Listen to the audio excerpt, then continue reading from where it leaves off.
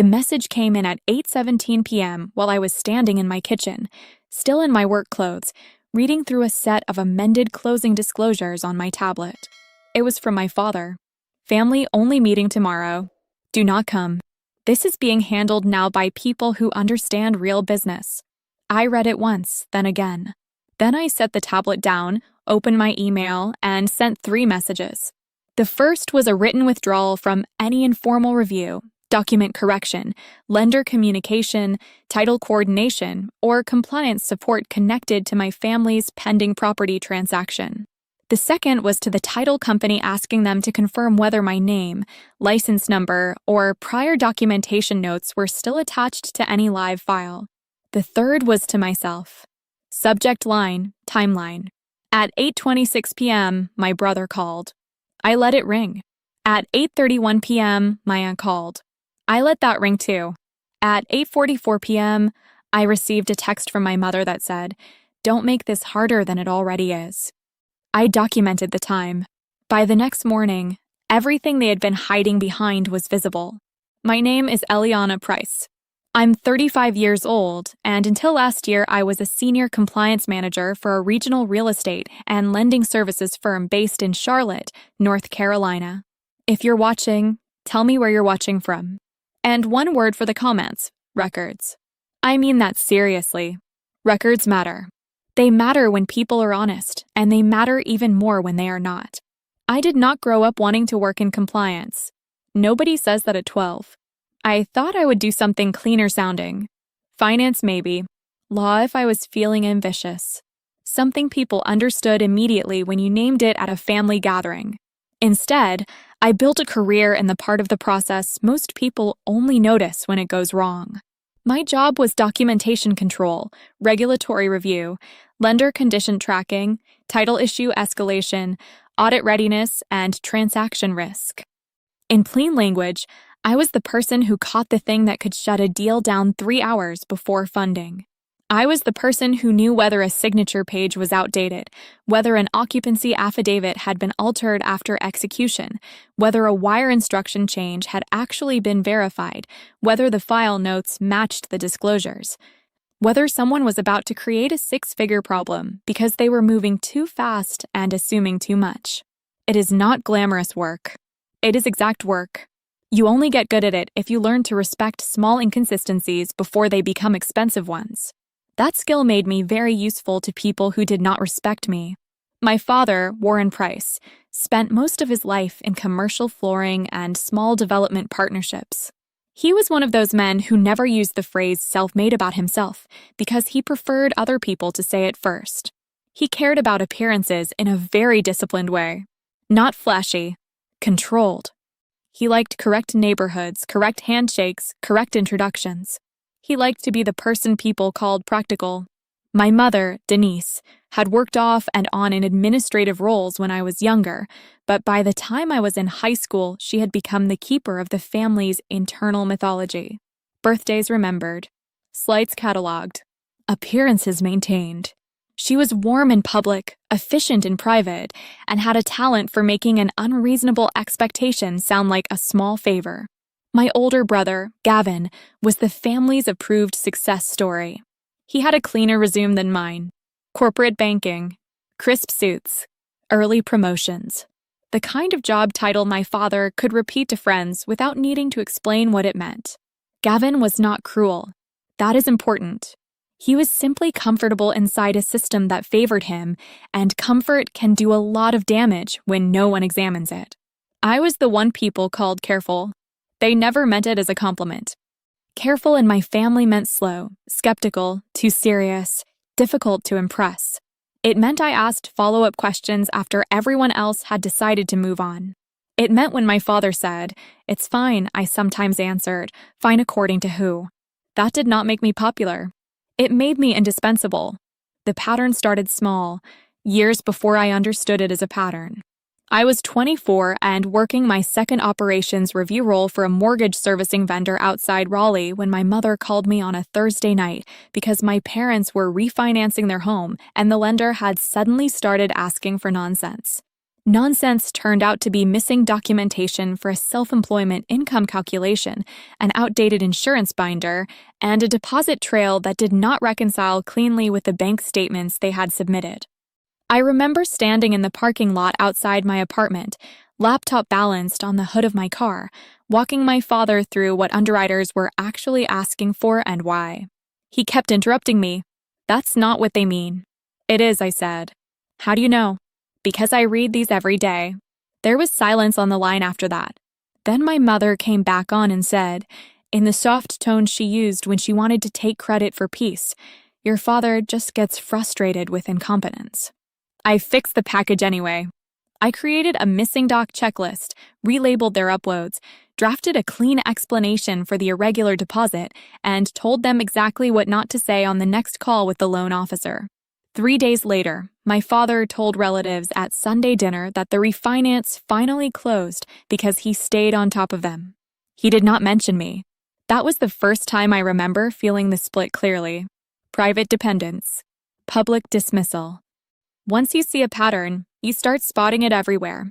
When Gavin bought his first condo in Atlanta, he called me at 9:42 p.m. because the seller's attorney had revised an addendum and he wanted a second set of eyes. A second set of eyes turned into me reading 37 pages on my couch, catching a tax proration error, flagging a seller credit that had vanished from the revised version, and pointing out that one deadline had been shortened in a way that exposed him unnecessarily. He thanked me. To his credit, he really did. Then 2 weeks later at dinner, when my aunt said I should use my paperwork hobby to help the church with filing, Gavin laughed. Paperwork hobby. That was the phrase. Not profession. Not expertise. Not the reason he closed on a property without paying thousands more than he should have. Hobby. Everyone smiled like it was affectionate. I smiled too because that is what women in families like mine are trained to do when they understand exactly what just happened, but also understand there will be a price for naming it in the room. By 29, I had moved to Charlotte and taken a role with a multi-state firm that handled compliance oversight for residential transactions, private lending files, and post-close audit correction. My days were measured in timestamps, red line revisions, lender overlays, title exceptions, occupancy certifications, and the kind of phone calls that begin with, "I know it's late, but can you look at one thing?" I was good at it. Not because I loved rules for their own sake, but because rules tell the truth eventually. Documents do too, even when people don't. Within 2 years, I was leading internal file reviews on transactions between $350,000 and $4.8 million. I trained junior reviewers. I built escalation templates. I created a post-close defect tracker that cut one department's correction cycle by almost 30%. My boss, Naomi Feld, told me during my annual review that I had the rare ability to explain technical risk in language panicked people could understand. That is one of the nicest things anyone has ever said to me. Naomi is also the only reason I did not quit the industry during my early 30s. She was direct, unsentimental, and impossible to impress with theatrics. When I brought her a problem, she asked for dates, not feelings. I loved her for that. She also saw my family dynamic before I admitted it to myself. Not the whole thing, just enough. One Monday afternoon, I stepped out to take a personal call from my mother and came back 10 minutes later with the expression people wear when they have just agreed to something they resent. Naomi looked up from her monitor and said, "What did they volunteer you for this time?" I laughed because it was too accurate. That call was about a small rental property my parents and my uncle had purchased together in South Carolina through one of those loose family arrangements that are described as straightforward right up until money gets involved. There were title questions, insurance issues, a tenant dispute. My father wanted me to take a quick look at the file before he called the attorney again. A quick look became 2 nights and half a Saturday. I reorganized the lease file, identified a mismatch between the ownership entity listed on the insurance paperwork and the deed, flagged an unrecorded amendment, and drafted a clean summary email of what needed to be fixed first. My father forwarded my summary to the attorney from his own email address without attribution. I know this because the attorney accidentally replied all, "Thank you, Warren." This is very helpful and clearly laid out. I was standing in line for coffee when I read that. I remember because the woman in front of me was deciding between two muffins, and I had the strangest urge to laugh. Not because it was funny, because it was so precise. That was my place in the family. I was the invisible infrastructure, strong enough to hold weight, not important enough to name. You might think I should have stopped helping them much sooner. I have thought that too. But family systems do not usually operate by clear requests and clear refusals. They operate by moral pressure, old roles, and the illusion that this time the help will be acknowledged properly because this time the stakes are high enough. This time, surely, they'll see me clearly. They almost never do. What they see is access. Over the next 6 years, I became the person my family quietly relied on for anything involving contracts, deadlines, disclosures, banking paperwork, title concerns, notarization errors, funding conditions, municipal notices, tax mailing confusion, insurance discrepancies, and once, unbelievably, a promissory note one of my cousins had signed without reading carefully because he assumed it was standard. I was called from parking lots, kitchens, airport gates, restaurants, and one memorable Thanksgiving morning at 7:13 a.m. because my uncle had received a lender email marked urgent, and everyone had decided I would know whether it was serious. It was serious. I fixed that one too. And every time I fixed something, the same thing happened after. In private, relief. In public, minimization. She's just detail-oriented. Eliana worries more than the rest of us. She likes forms. My mother said that last one while handing mashed potatoes across the table as if she were describing a child who collected stamps. I remember exactly when I started keeping my own records. February 11th, 2021. A Friday. I know the date because I wrote it down that night. My father had called me into what he described as a small family planning discussion. It took place in my parents' dining room. Gavin was there. So was my Aunt Rochelle, whose husband had recently died and whose finances had become the kind of family topic people pretended was private while discussing it constantly. On the table were printouts related to a mixed-use property deal my father and Gavin wanted to be part of on the edge of a redevelopment corridor outside Charlotte. Retail on the ground floor, short-term office suites above. Not a huge project, but large enough to require clean financing, clean documentation, and people who understood that enthusiasm is not due diligence. They wanted me to review the documents before they committed funds. I started asking basic questions. Who had prepared the operating agreement draft? Why one capital contribution schedule did not match the email summary? Why the projected rent assumptions looked copied from a different market? Why a guarantor clause referenced an entity name not listed anywhere else in the package? I was maybe 6 questions in when my father leaned back and smiled, that smile he used when he wanted to reframe criticism as personality. This is what I mean about you, Eliana. You make everything sound dangerous.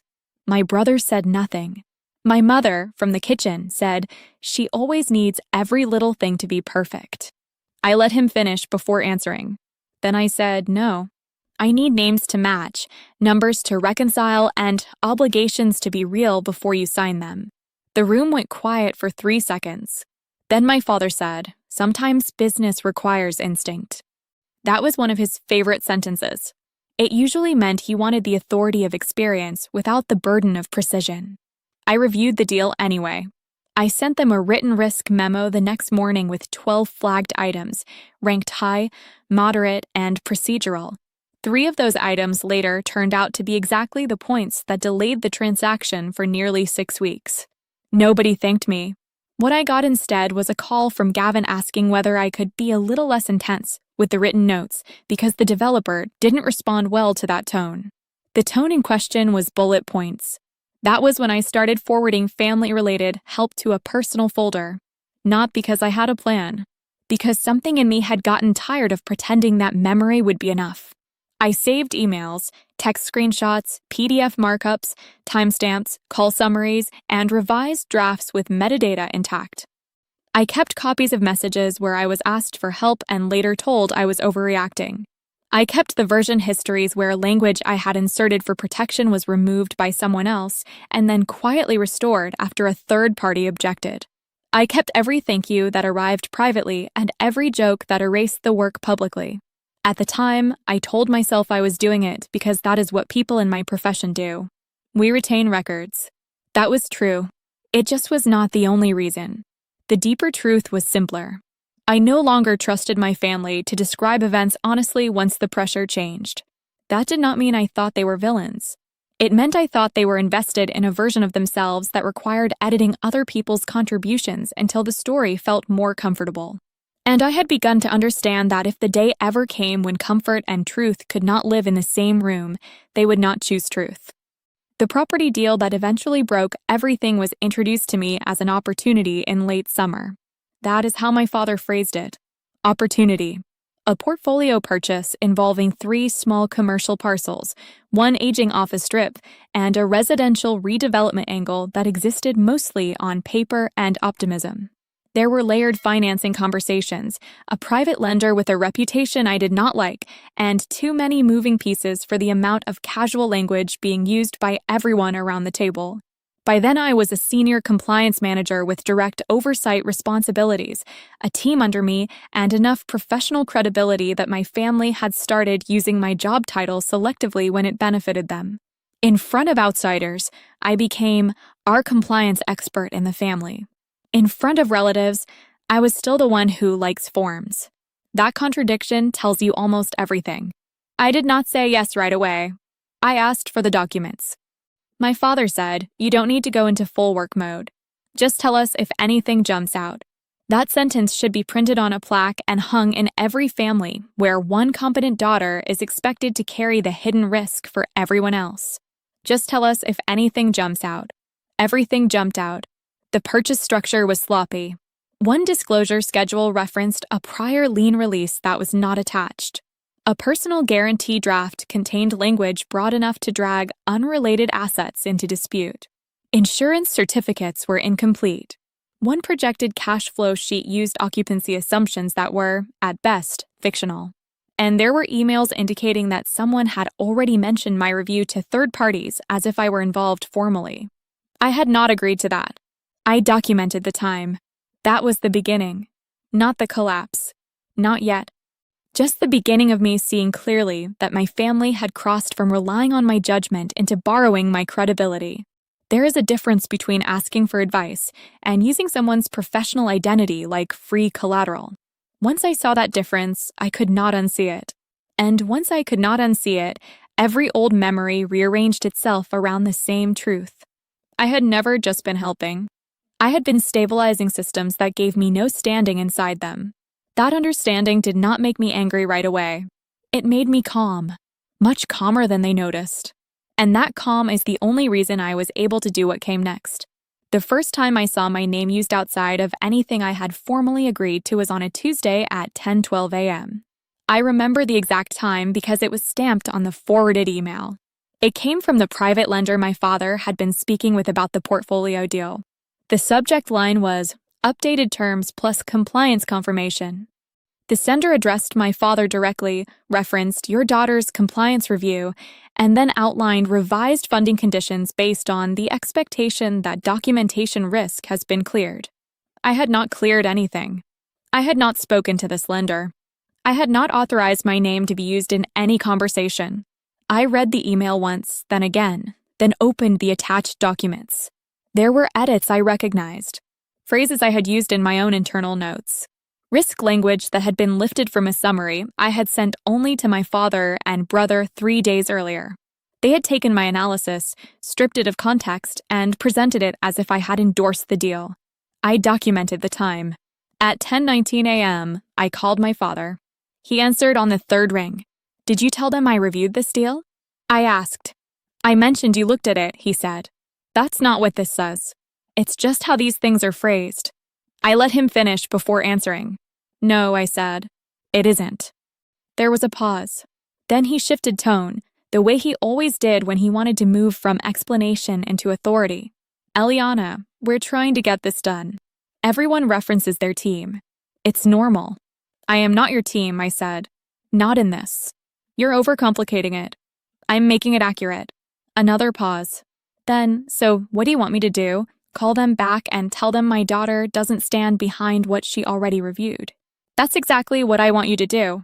He exhaled, slow and controlled. We'll handle it, he said. He did not say how. At 10:32 a.m., I sent a written clarification to him and Gavin. Short, direct, no emotion.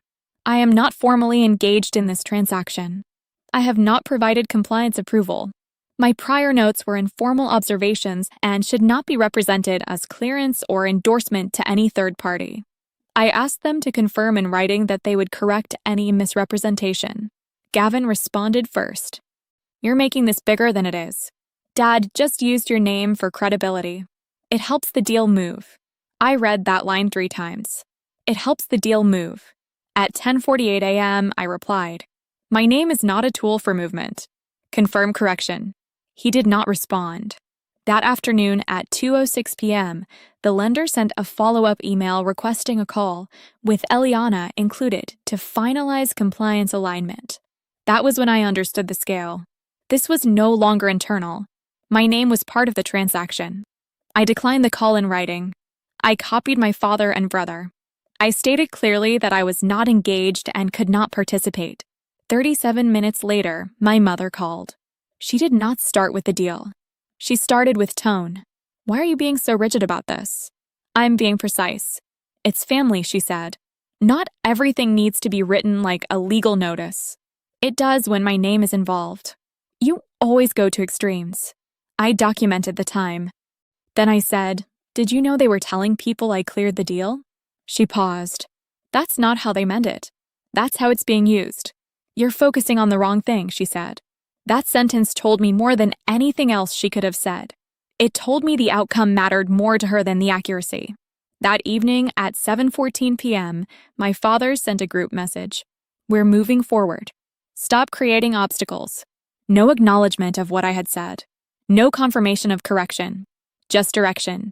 That was the point where something in me shifted from reacting to structuring. I opened a new document. Subject line, withdrawal draft. I did not send it yet. I built it. Date, time, scope, language. Clear boundaries. No accusation. No emotion. Just facts. I worked on it for 2 hours. Then I closed it. Because before you withdraw, you confirm the pattern. Over the next 10 days, I watched carefully. I did not volunteer help. I did not offer corrections. I responded only when directly asked and always in writing. And I saw the same thing repeat in 3 different ways. First, my prior notes continued to be used without context. Second, new questions were sent to me privately, while my involvement was implied publicly. Third, deadlines were being set based on assumptions that documentation issues had already been resolved. None of those things were true. On the 9th day, at 11:03 a.m., I received a call from a title coordinator I had worked with before on unrelated files. She sounded careful. I just wanted to check something, she said. Are you attached to the price portfolio deal? No, I said. There was a pause. Okay, she said. Because your name is listed in the internal notes as compliance contact. I documented the time. Remove it, I said. Immediately. I will, she said. I just wanted to confirm before I did. Thank you for calling. When the call ended, I sat at my desk and looked at the withdrawal draft again. Then I added one more line. Any prior reference to my involvement should be considered incorrect and should be formally amended in all active communications and documentation. That afternoon, I sent it. To my father, to my brother, to the lender, to the title contact.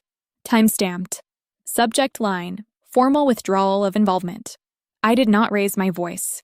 I did not explain myself. I did not ask permission. I documented. At 3:42 p.m., my father called. I let it ring. At 3:44 p.m., he called again. I let it ring. At 3:47 p.m., my brother called.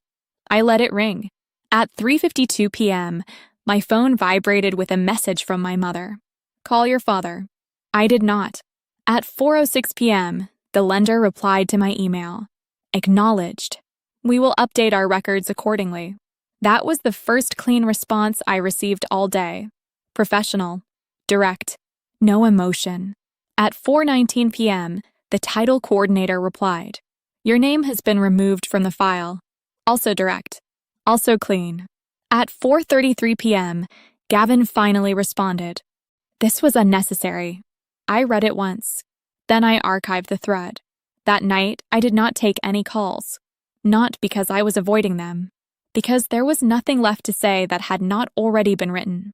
The next morning at 9:08 a.m., my father sent the message that started everything. Family only meeting tomorrow. Do not come. This is being handled now by people who understand real business. I read it once, then again. Then I opened my email and sent 3 messages. And by the next morning, everything they had been hiding behind was visible. The first visible crack appeared less than 12 hours after my withdrawal. At 8:11 a.m., the lender sent a revised condition sheet. Without my name attached, they wanted a new guarantor clarification, updated insurance verification, corrected entity documents, and an independent review of several disclosure inconsistencies I had already flagged in my earlier notes. In other words, the deal had not become more difficult.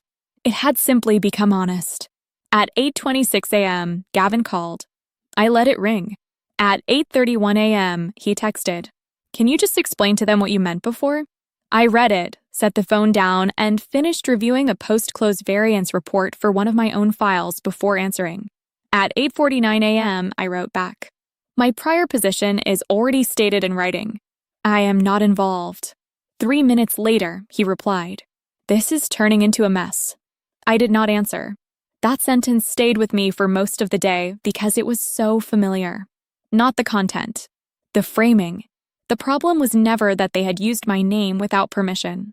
The problem, in their minds, was that accuracy had become inconvenient.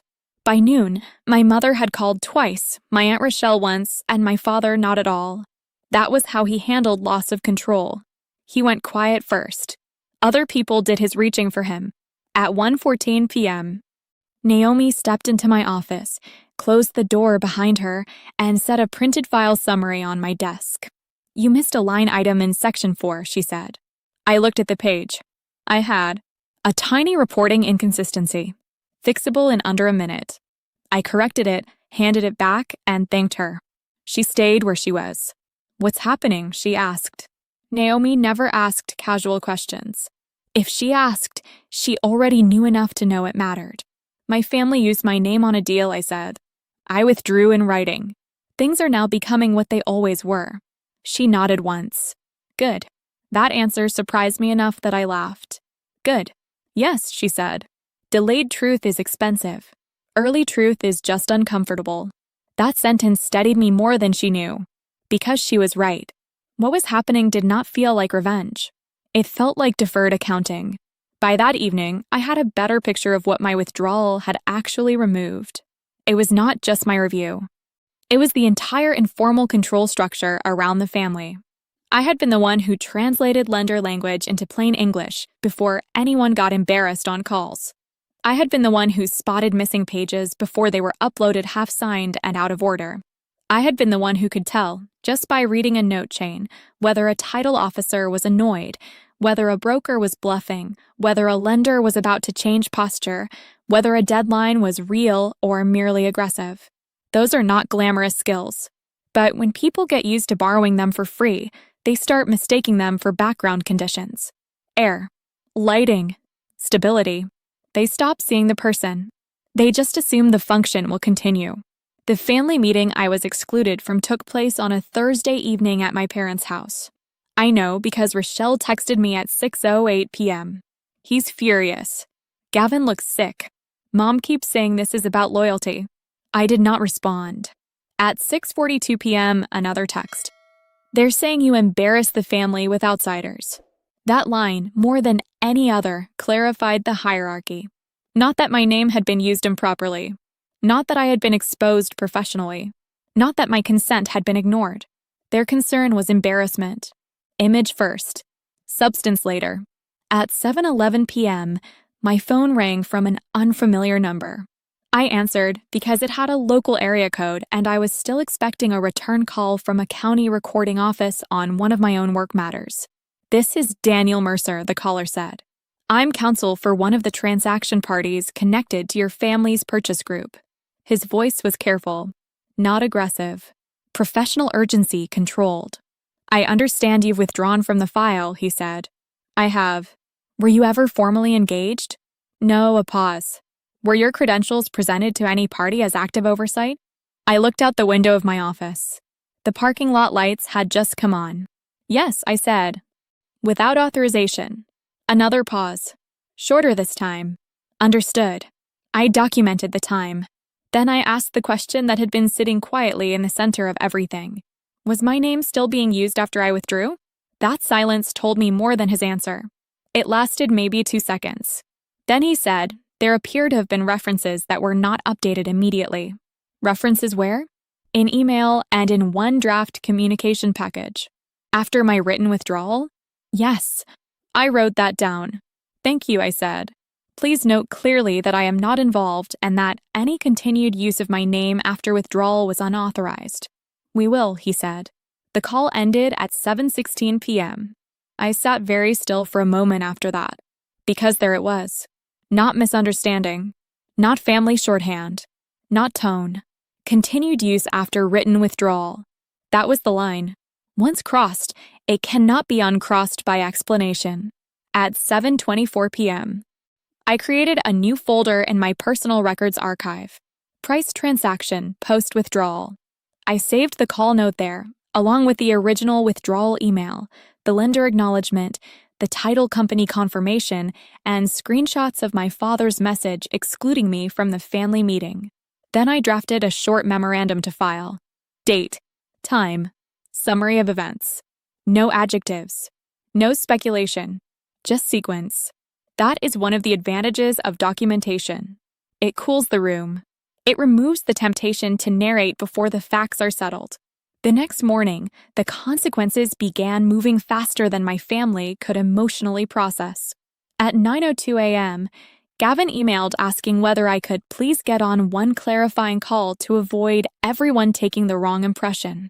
I answered at 9:19 a.m. There is no wrong impression to correct.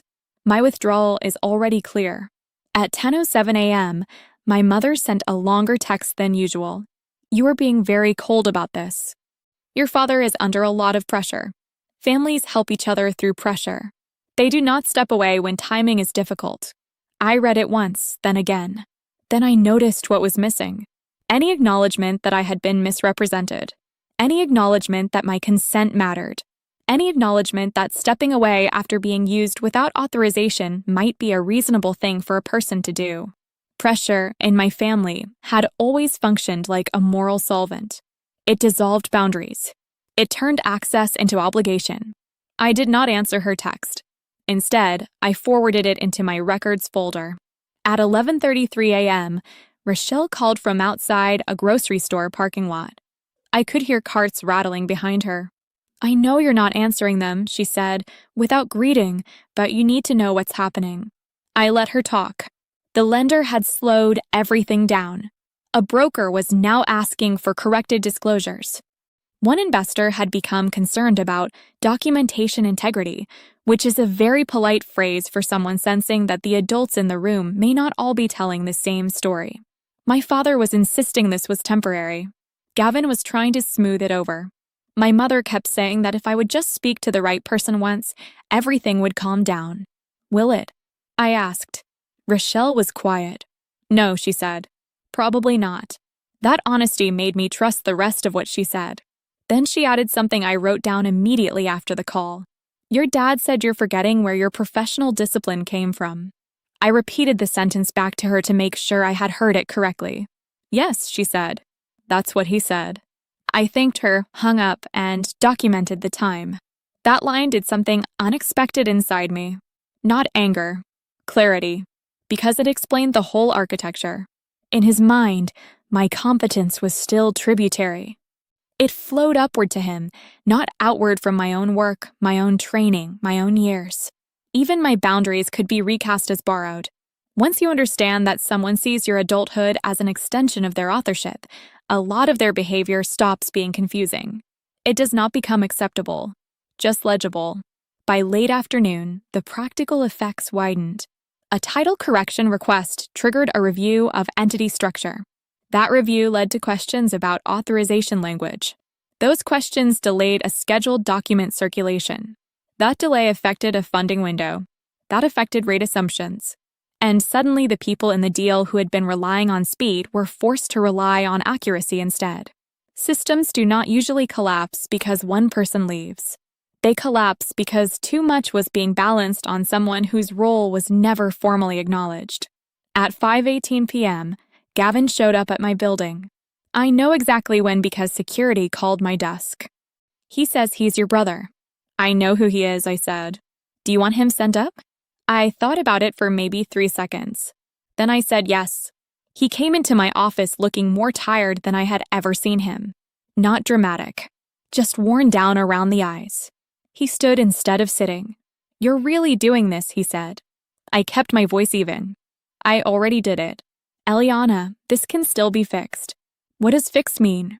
He opened his mouth, then closed it. That's what I thought, I said. He finally sat down. I didn't realize Dad had used your name that directly, he said.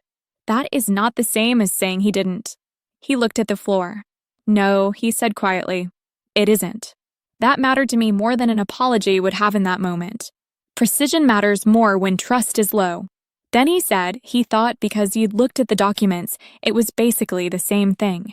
No, I said. It wasn't. I know that now. I let the silence sit there for a second. Then I asked, did you know my name was still being used after I withdrew? He didn't answer immediately. That silence told me enough, but I waited anyway. I knew some of the old material hadn't been corrected yet, he said. Yet, I repeated. He rubbed one hand over his face. We were trying to keep the deal from falling apart. There it was again. Outcome above accuracy. I nodded once. And that was more important than my written withdrawal? No, he said too quickly. That's not what I mean. It's what happened. He looked up then, actually looked at me. And for the first time in a very long time, I think he saw the problem from where I was sitting instead of where he was standing. I'm not asking you to fix it, he said finally. Yes, you are. He started to protest. I raised a hand, not dramatically, just enough. If I explain one thing, review one revision, take one call, or calm one lender, then I am back in it. And all of you will tell yourselves I was never really out. He said nothing, because it was true. After a moment he asked, very quietly, so that's it? For the transaction? I said, yes, for us.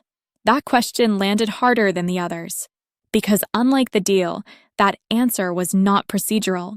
I looked at him for a long moment before answering. For now, I said, I need everything in writing. He nodded once. The meeting ended 7 minutes later. He did not hug me. I was grateful for that. Some distances should not be cosmetically closed. That weekend, I slept more than I had in months. Not well, but more. I cleaned my apartment, reorganized a kitchen drawer, returned 2 non-urgent emails, reviewed a homeowners association packet for a condo development I had been casually considering for myself and realized, with some surprise, that I was still thinking about buying my own place. That mattered. It mattered because family systems like mine have a way of taking over your internal weather. You start measuring your life by the crises they create and the access they demand. The fact that I could still think about my own next step meant they had not consumed all of me.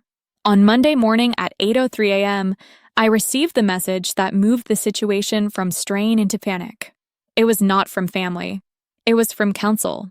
Subject line, request for clarification and preservation of record. I opened it at my desk with a cup of coffee I forgot to drink while it was still hot.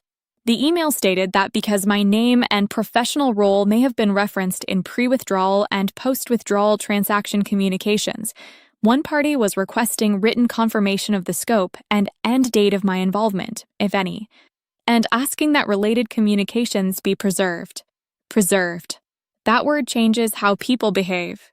Or at least it changes how careful people behave. I read the email once, then again. Then I saved it into the folder and opened a blank response. Because once records are being preserved, the family story and the documented story are no longer competing privately. They're about to meet in the same room. I did not answer that email immediately. Not because I needed time to decide what to say, but because I wanted to make sure that what I said was complete the first time. At 8:27 a.m., I opened a new document and titled it Scope Clarification. I listed 3 sections: informal review period, written withdrawal, post-withdrawal activity. Under each, I entered dates, timestamps, and direct references to communications already on record. No interpretation, no conclusions, just sequence. At 9:02 a.m., I sent it. I copied only the requesting counsel and kept my distribution narrow on purpose. Clarity does not require an audience. At 9:11 a.m., I received acknowledgement. Thank you. This is helpful. That phrase again. Not emotional.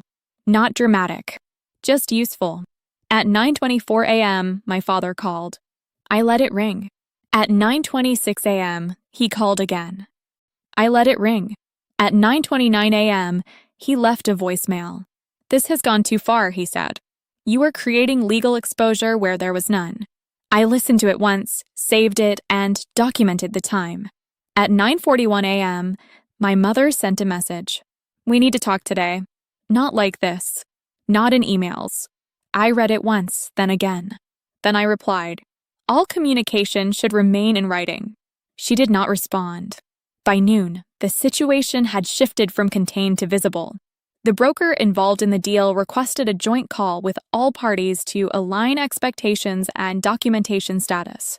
I declined. In writing. At 12:18 p.m., Gavin forwarded me the meeting invite anyway. Just listen, he wrote. No. At 12:31 p.m., I sent a single sentence back. I am not a participant in this transaction.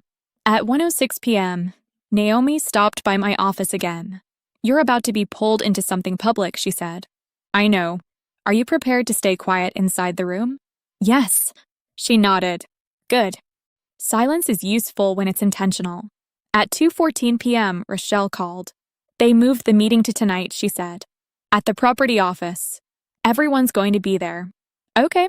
They're saying if you show up, you can clear everything in 10 minutes. I almost smiled. No, I said. I can't.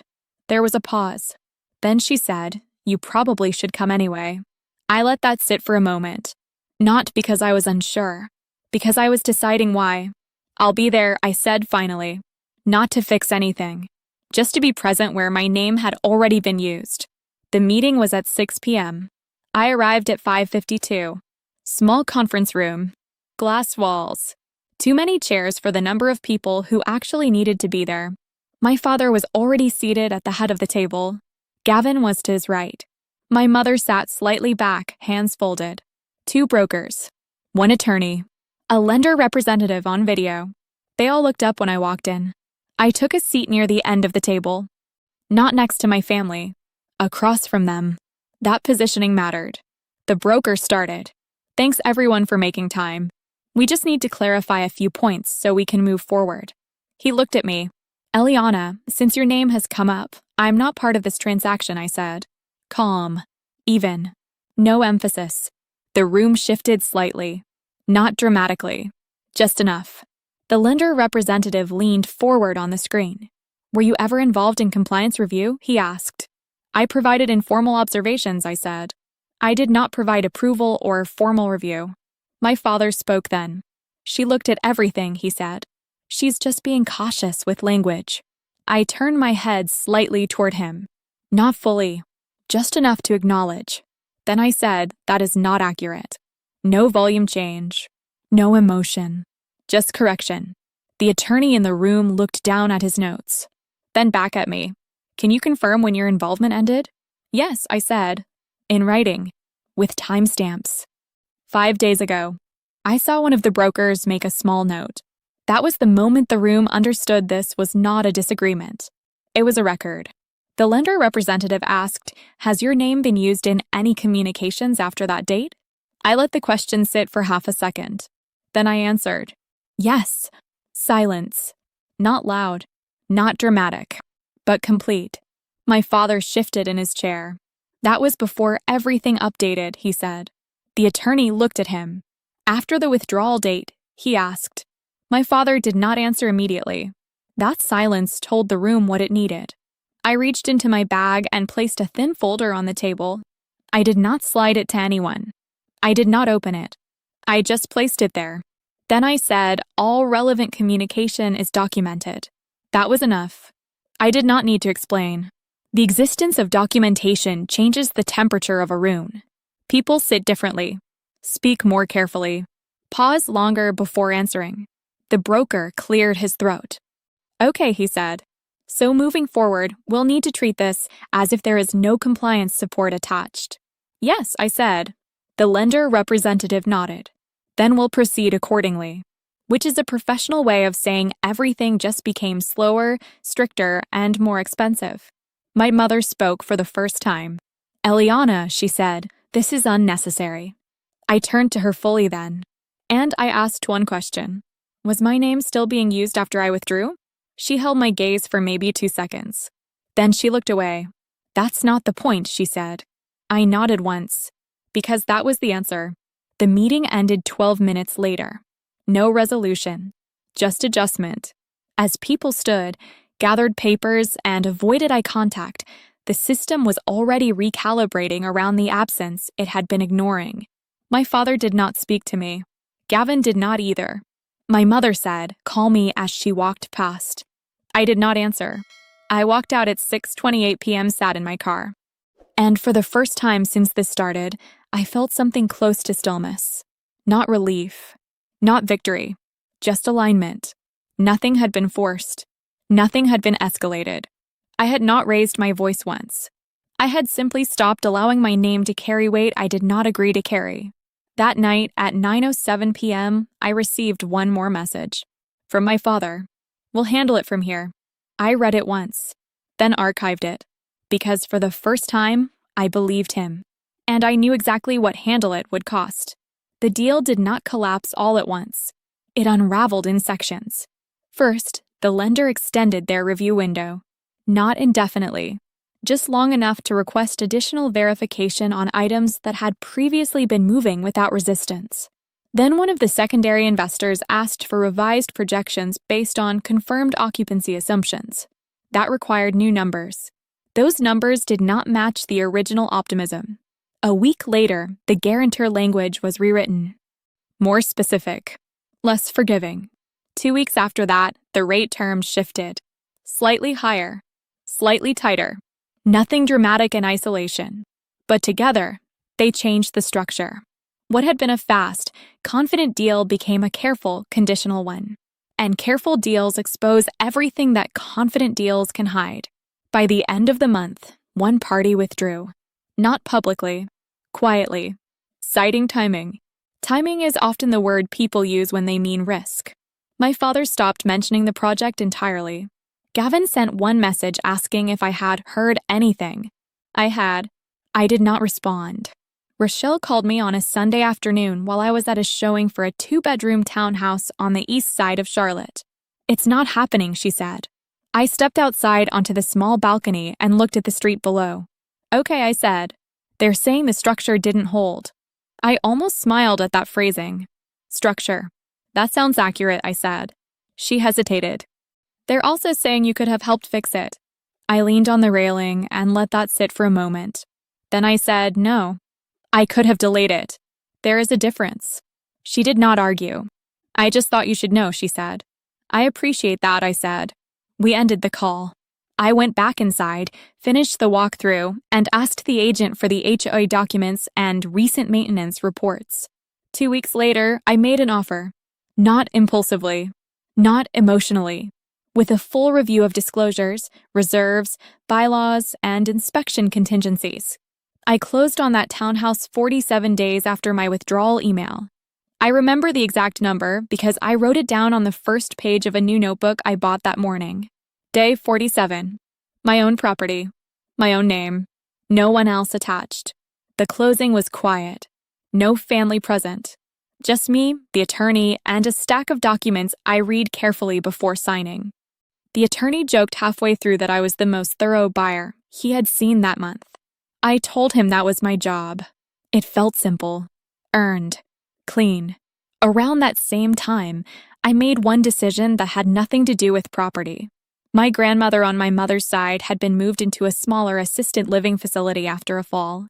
The family group chat had become a place where updates were shared in broad terms, but responsibilities were assigned in vague ways that usually ended with someone saying, "We'll figure it out." I did not re-enter that system.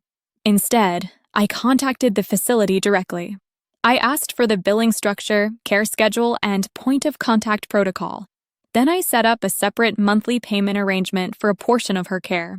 In writing, direct to the facility. Not through my parents. Not through the family. Just a clean, documented contribution. I visited her on a Thursday afternoon at 2:30 p.m. She was sitting near the window, reading a magazine she had already finished. She looked up when I walked in and smiled in a way that made everything else feel smaller for a moment. "You look settled," she said. "I am," I answered. We talked for an hour. Not about the deal. Not about the family. About her garden from years ago. About the way routines change when your world gets smaller. Before I left, she held my hand and said, "You don't have to explain yourself to people who needed you more than they valued you." I did not write that down. I didn't need to. Some things stay without documentation. My relationship with my family did not end.